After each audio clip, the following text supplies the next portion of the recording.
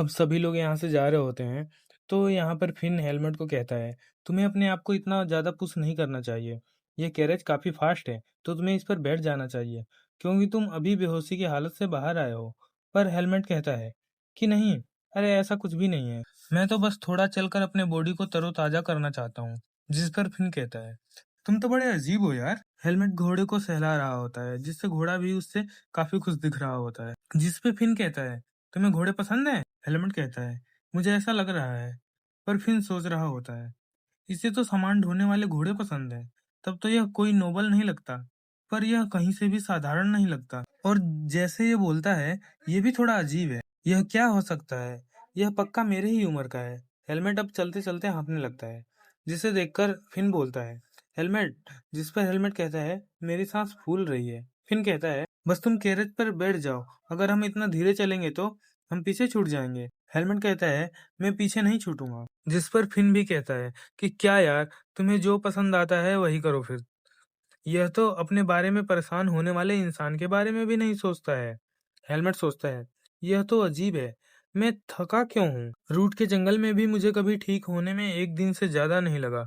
खैर, मुझे यकीन है कि मैं चलता रहूंगा तो ठीक हो जाऊंगा। सीन शिफ्ट होता है, जहाँ यह लोग एक गांव पहुंच जाते हैं और हेलमेट को दिखाने के लिए ये डॉक्टर के पास आए हुए होते हैं। जहाँ डॉक्टर हेलमेट को देखकर कहता है, तुम्हारे अंदर किसी भी तरह की कोई दिक्कत नहीं लग रही है, इसका स्वास्थ्य अच्छा है, इसके जैसे लोग जल्दी ही ठीक हो जाते हैं।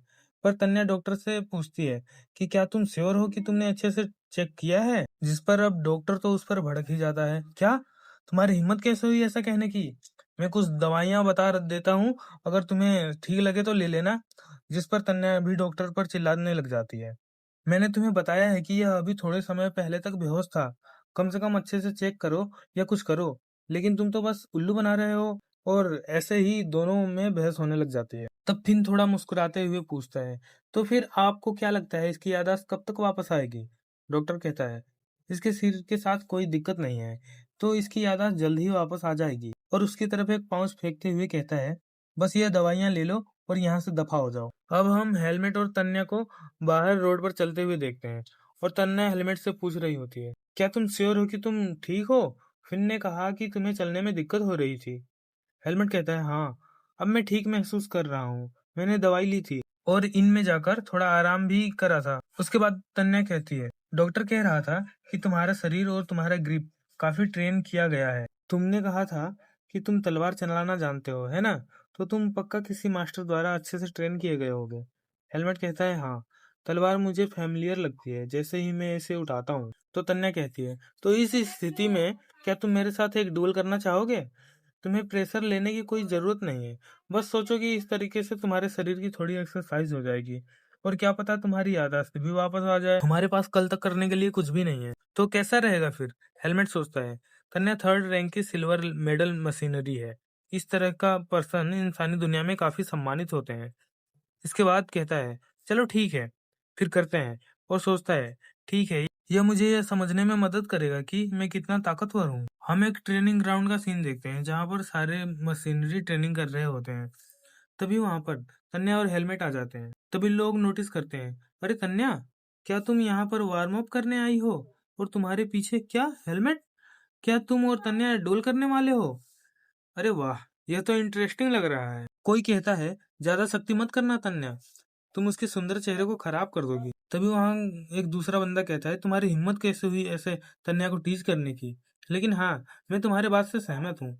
और यहाँ तन्या का पारा हाई हो जाता है और कहती है, कुत्ते के बच्चों, और दो बंदों को वहीं पे कूट देती है। उसके बाद इनका डुएल शुरू होने वाला होता है। तन्या उसे एक लकड़ी की तलवार देते हुए बताती है कि यहाँ केवल एक ही रूल है, हम तब तक लड़ेंगे जब तक हम में से कोई एक नीचे नहीं गिर जाता। चलो अब पूरी ताकत के साथ आओ। मैं ऐसी दिखती हूँ, लेकिन मैं वाइस कैप्टन हूँ।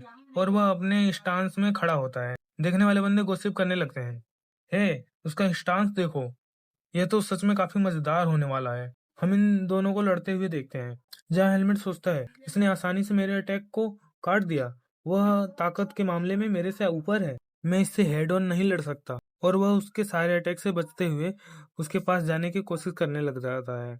पर तन्या उसे मौका देखते हुए अपने पैर से एक लात मार देती है। पर हेलमेट सोच रहा होता है, सिट मेरा शरीर मैंने सोचा है जैसा वैसे मूव नहीं हो पा रहा है।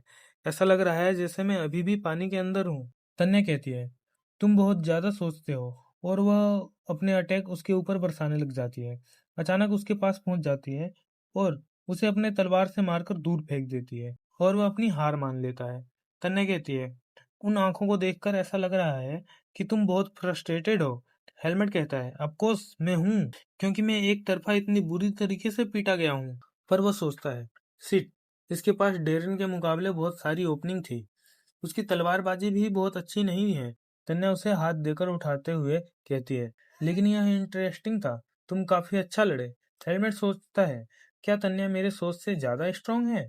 जैसा कि डेरेन ने कहा था, इंसानी दुनिया हल्के में नहीं ली जा सकती है। तभी सभी हेलमेट को सांत्वना देने लगते हैं। तन्या हमारे मशीनरी ग्रुप में भी एक कुशल फाइटर, तो यह तो होना ही था कि तुम हारते, तो खुद को ज्यादा दुखी मत होने दो। हाँ हेलमेट, में तो सरप्राइज था कि तुम कितना अच्छा लड़े। तभी वहां पर उस ग्रुप का कैप्टन आ जाता है और अपना परिचय देता है और अपने आप को एक रैंक 2 का गोल्ड मेडल मशीनरी बताता है।